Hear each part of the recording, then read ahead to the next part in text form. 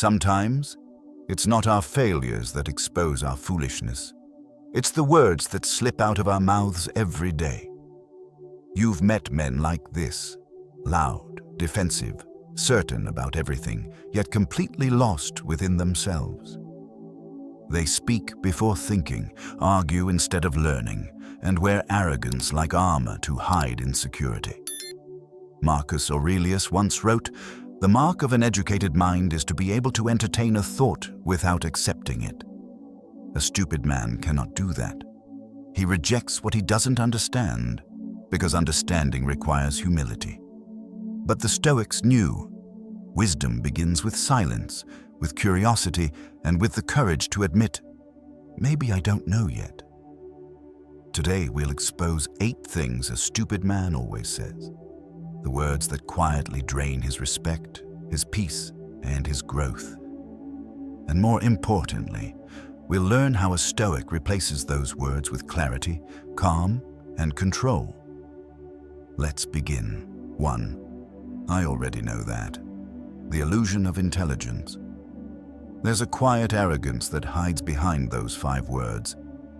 I already know that. It sounds harmless, even confident. But in truth, it's the fastest way to stop growing. A man who says it has decided that learning is beneath him, that wisdom is something he has already conquered. But the moment you think you've mastered knowledge, you've already started to decay. You've met this kind of man. He interrupts every lesson, finishes other people's sentences, and dismisses any idea that challenges his comfort. He's more interested in appearing smart than becoming wise. And deep down, his certainty is just a shield for insecurity. Because admitting you don't know requires courage. The Stoics saw this clearly. Epictetus wrote, "It is impossible to learn what you think you already know." He meant that the gate to wisdom is humility, and the lock is pride. Modern life makes this illusion stronger. The internet has turned half knowledge into a religion. We scroll through 100 ideas a day, memorize a few quotes, and call ourselves aware. But reading about discipline is not the same as being disciplined. Knowing Stoicism is not the same as living it at 5 a.m. when your mind screams to stay in bed. Information is easy. Transformation is rare. A stupid man confuses the two. Marcus Aurelius, the Emperor of Rome, kept a private journal, Meditations, not to show what he knew, but to remind himself how much he still didn't. That is the paradox of wisdom. The smarter you become, the more you realize how little you understand. Every great mind, from Socrates to Seneca, began with the same admission: I know that I know nothing. That humility is not weakness, it's the foundation of mastery. The man who says, I already know that, builds a prison around his mind. He closes the window that lets in new light, and over time, the air inside grows stale with ego and repetition. He repeats the same lessons, faces the same problems, and blames the world for his stagnation. Meanwhile, the wise man sits quietly, listening, taking notes, asking questions. He doesn't speak to prove himself. He speaks to understand better. Imagine 2 men in the same conversation. One keeps interrupting, eager to sound clever. The other listens deeply, pausing before he responds. 10 years later, the first man is still trapped in his old patterns, while the second has evolved into someone grounded, disciplined, and calm. Not because he knew more, but because he stayed open. So, the next time you hear a familiar lesson, resist the urge to dismiss it. Ask yourself, am I actually living this truth or just agreeing with it? Knowledge is not power until it becomes practice. Real wisdom humbles you. It reminds you that there is always another layer, another perspective, another way to grow. A Stoic never stops learning. He learns from enemies, from silence, from mistakes, from every sunrise. Because the moment you stop learning, you stop becoming. Affirmation. I trade pride for curiosity. because curiosity keeps me alive. 2. That's impossible. The defeated mind. Few phrases kill potential faster than these 2 words. That's impossible. They sound rational, even realistic, but in truth, they are the anthem of a defeated mind, a man who has surrendered before the battle even begins. A stupid man uses this phrase to protect his ego from effort. If something is impossible, he never has to try. He never has to fail. And he never has to face the reflection of his own weakness. But the Stoics rejected that kind of self-pity. Marcus Aurelius wrote, "You have power over your mind, not outside events. Realize this, and you will find strength." To them, impossible was not a fact. It was a belief. And beliefs can be reprogrammed. When a man says, "That's impossible," he's really saying, "I'm afraid of the work it requires." He's declaring defeat before lifting a finger. Seneca once warned, "It is not that we have a short time to live, but that we waste much of it." We waste it through doubt, through hesitation, through the endless excuses that disguise themselves as logic. History is built by those who refuse that phrase. When Marcus led Rome through plague and war, he didn't say, "This is impossible." He asked, "What is within my control today?" That question is the difference between collapse and resilience, between mediocrity and mastery. Modern comfort feeds this mindset. Everything around us promises ease, fast results, zero struggle, instant success. So when something feels hard, our first instinct is to label it impossible and walk away.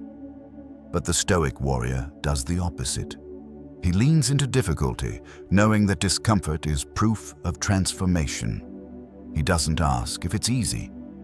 He asks if it's worth it.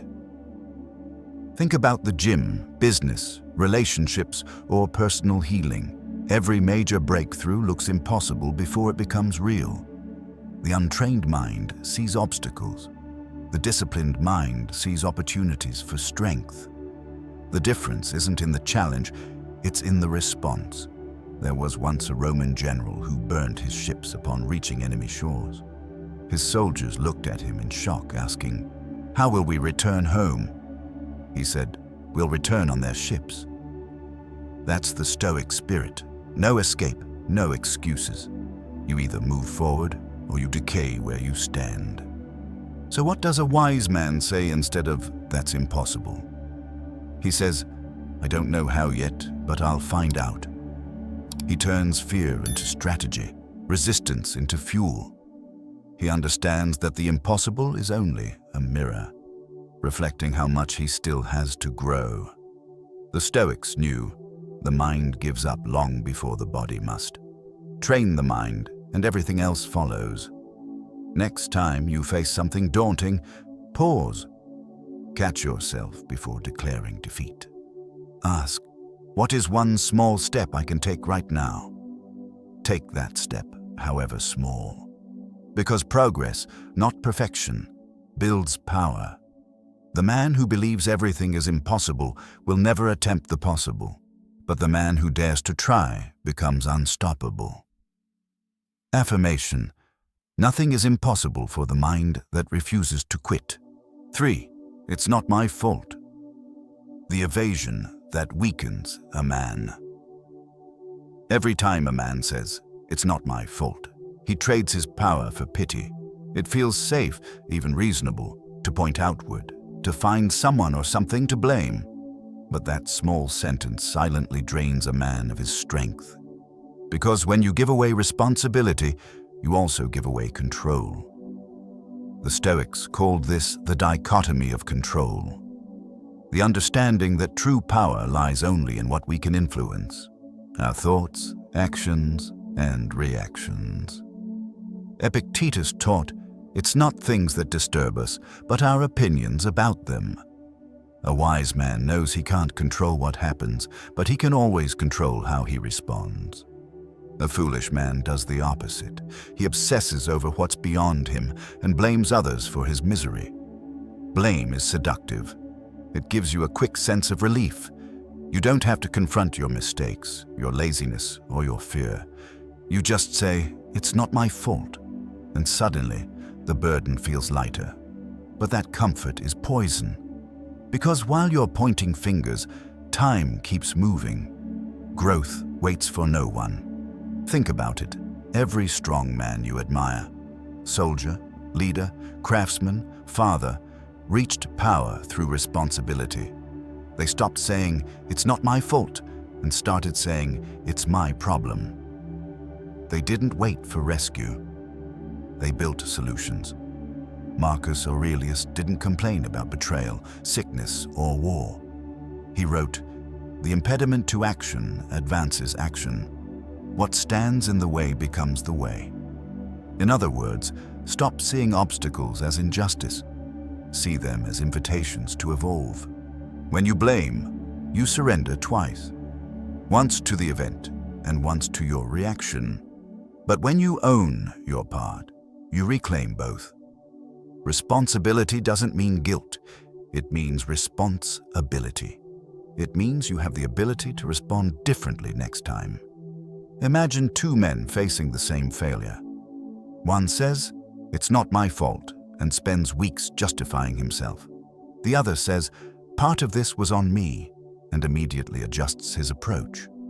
One stays stuck, the other grows. One protects his ego, the other protects his future. Stoicism teaches that power is a circle drawn around your own behavior. Step outside it, and you're at the mercy of chaos. Stay inside it, and nothing can shake your stability. So when life throws unfairness, pause and ask, what part of this can I influence right now? Even if the answer is small, your tone, your next move, your attitude. That's enough. That's where strength begins. A foolish man keeps defending his innocence. A wise man defends his integrity. He doesn't say, "It's not my fault." He says, "I will do better next time." Because the goal is not to be blameless, it's to be better. And every time you accept responsibility, you build another brick in the fortress of your character. Affirmation. I take ownership of my life. Because control begins where excuses end. For I don't need anyone's help. The pride that builds. Prison walls. Every man in America has heard this voice inside his head. Handle it alone. Be strong. Don't ask for help. It sounds noble, even masculine, but in reality, it's just fear wearing the mask of pride. A man who refuses help isn't strong. He's scared. Scared of looking weak. Scared of being judged. Scared of admitting he can't do everything on his own. But the Stoics saw pride as a silent disease. Marcus Aurelius wrote, "We are made for cooperation, like feet, like hands, like eyelids. To live apart from others, to act as if you're an island, is to fight nature itself." Even an emperor, the most powerful man alive, needed teachers, friends, and soldiers to hold his empire together. So what makes us think we're any different? American culture worships the self-made man, the lone wolf who pulls himself up by his bootstraps. But no one truly rises alone. Every strong man has stood on the shoulders of someone else. A mentor, a friend, a woman who believed in him when he didn't believe in himself. The myth of self-reliance has created generations of men who know how to survive, but not how to connect. They die with full resumes and empty hearts. The Stoic understood that asking for help is not submission, it's strategy. When Epictetus was a slave, he learned wisdom from the very chains that held him. He didn't reject guidance. He studied it, absorbed it, used it to break mental bondage. Strength isn't isolation, it's interdependence built on respect. Think about it. When you ask for help from the right people, you don't lose authority. You multiply it. Because you're saying, "I value progress more than pride." That mindset separates the disciplined man from the lost one. A foolish man protects his image. A wise man protects his evolution. Imagine a firefighter who refuses backup during a blaze, shouting, "I've got this." His pride doesn't make him a hero. It makes him a liability. Life is the same. When the flames of stress, loss, and uncertainty rise, isolation will burn you alive. Connection will keep you standing. Stoicism doesn't glorify loneliness. It glorifies self-mastery. And part of mastery is knowing when to reach out, when to say, "I need perspective, I could use guidance," or simply, "I don't know." These words don't make you weak, they make you real. And real men build legacies, not walls. So if you're an American man raised to never ask, let this be your permission. You can. You can ask for help, not because you're broken, but because you're human. Because a fortress isn't built by one hand, and true strength isn't about doing it alone. It's about standing together without losing yourself. Affirmation. I choose progress over pride, because even a warrior needs a tribe. 5. I'll do it when I feel like it. The trap of emotional slavery. Every weak man hides behind this line, "I'll do it when I feel like it." It sounds harmless, even honest, but it's a quiet confession that emotions are the master and discipline is the slave. A man who waits for motivation will wait forever. Because feelings are fickle.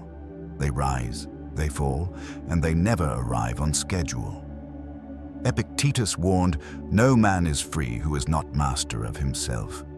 Freedom isn't the right to do whatever you want. It's the ability to do what must be done, even when you don't want to. That's the difference between the foolish and the wise. One acts when he feels ready. The other acts until he becomes ready. In modern America, comfort is the new addiction. We've built a culture of instant reward, dopamine on demand. Click, scroll, order, repeat. We mistake convenience for control.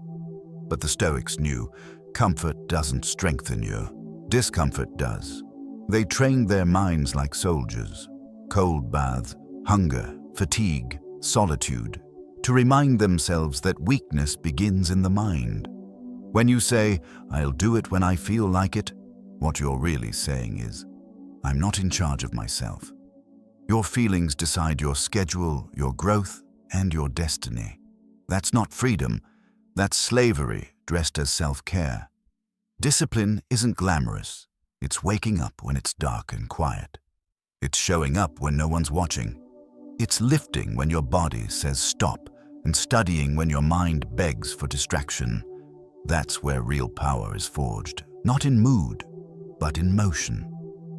Marcus Aurelius faced this battle every morning.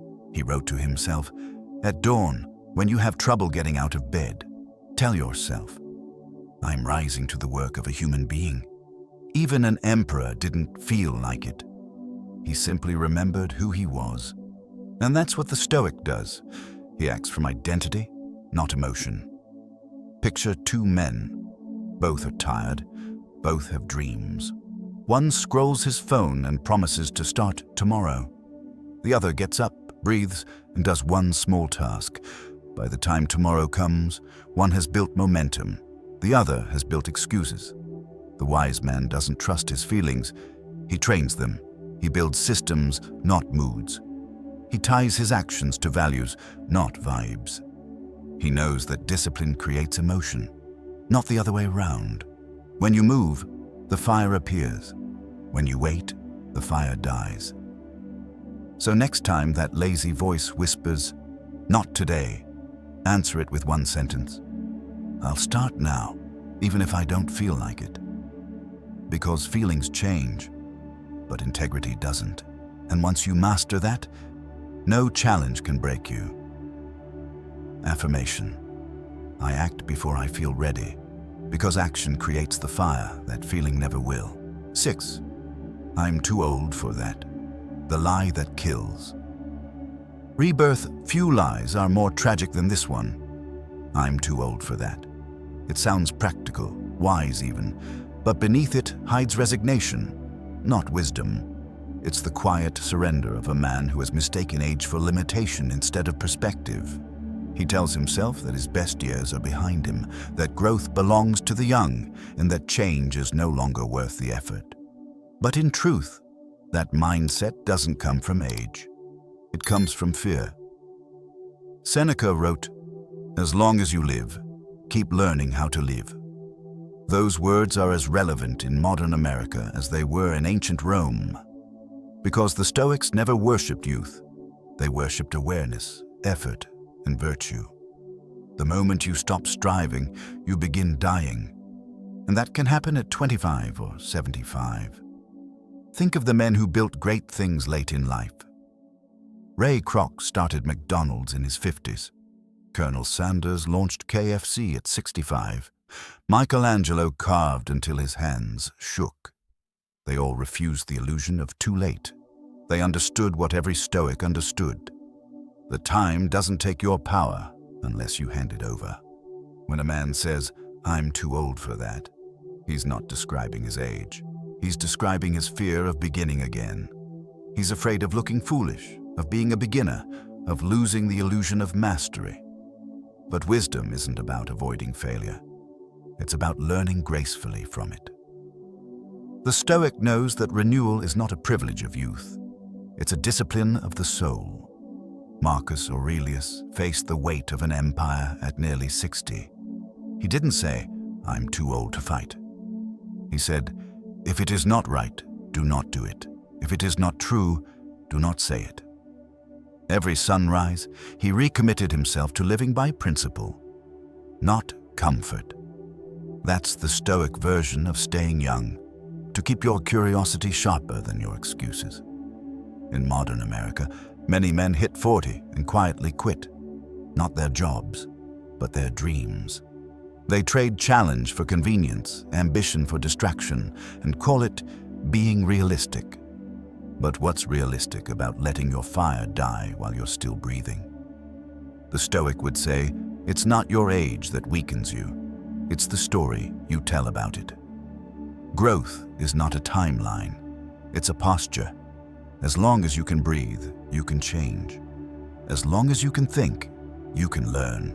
And as long as you can act, you can lead. Time doesn't take that away. Indifference does. So today, burn the phrase, "I'm too old for that." Replace it with, "I still have time to become more." Take one action your younger self dreamed of but never had the courage to try.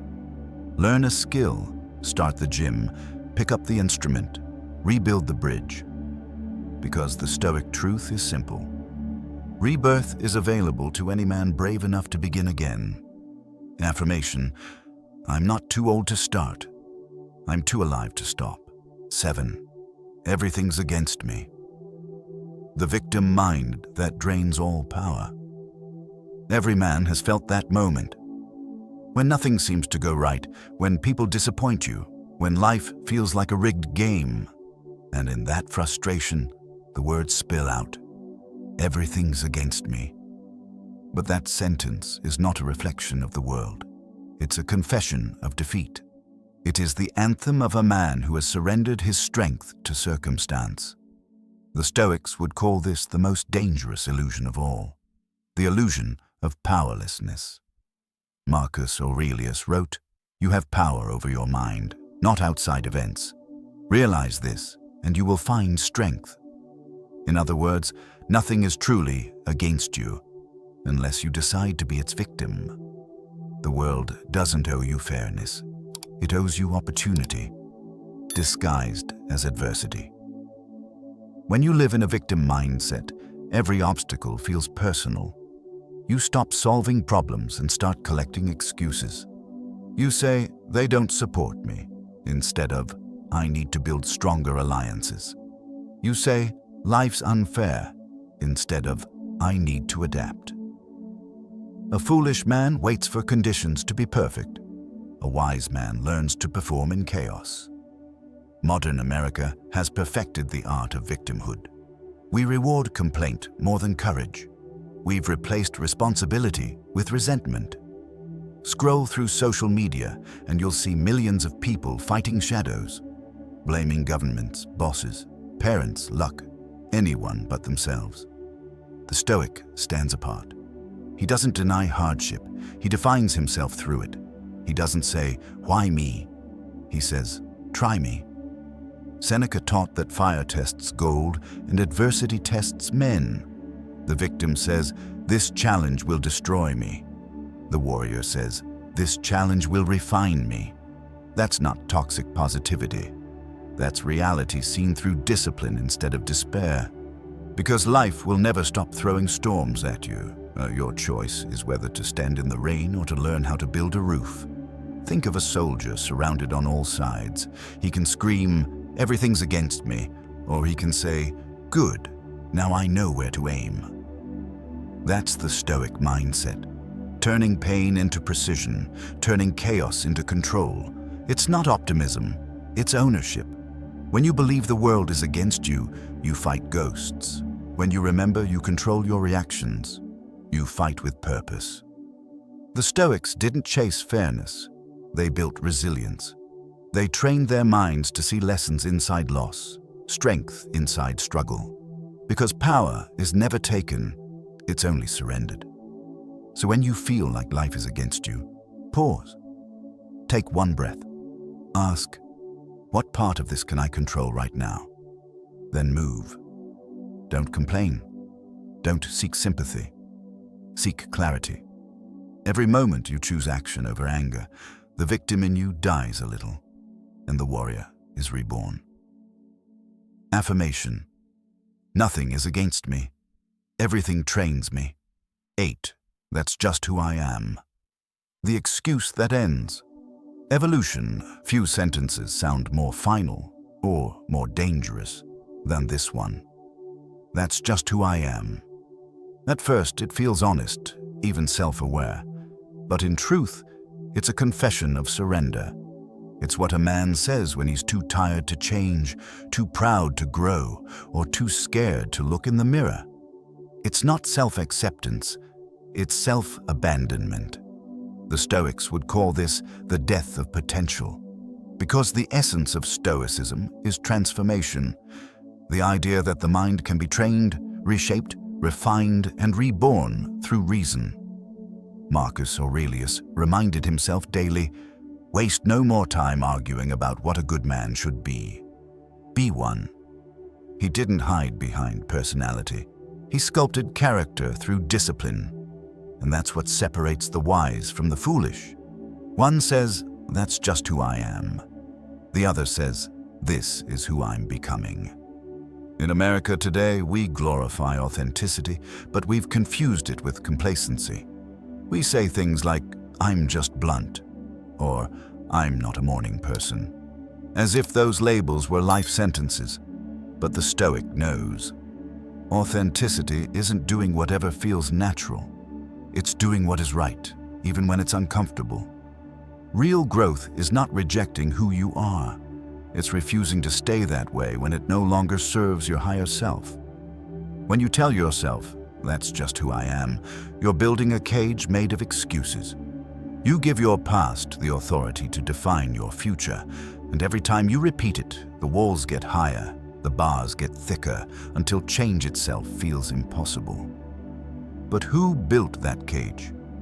You did. And because you built it, you can unbuild it. Seneca once wrote, "We suffer more in imagination than in reality." Most men aren't imprisoned by fate. They're imprisoned by belief. By the idea that personality is permanent, that identity is fixed, that change is weakness. But your character isn't a birthmark. It's a blueprint you can edit daily. Imagine a man who was once angry, impatient, reactive. He decides one day that this is just who I am. So he never apologizes, never improves, never evolves, and he wonders why his world keeps shrinking. Then imagine another man who admits, "This is who I've been, but not who I have to stay." He begins small. A breath before reacting, a pause before speaking, a reflection before judging. Months later, he's unrecognizable. Not because the world changed, but because he did. Stoicism doesn't ask you to erase yourself. It asks you to refine yourself, to burn away the parts that no longer align with virtue, wisdom, courage, justice, temperance, and rebuild stronger. Change is not betrayal, it's evolution. And if you're still alive, your story is still being written. So when you catch yourself saying, "That's just who I am," stop. Take a breath. Ask, "Is this who I want to keep being?" Then act, even in the smallest way, toward who you could be.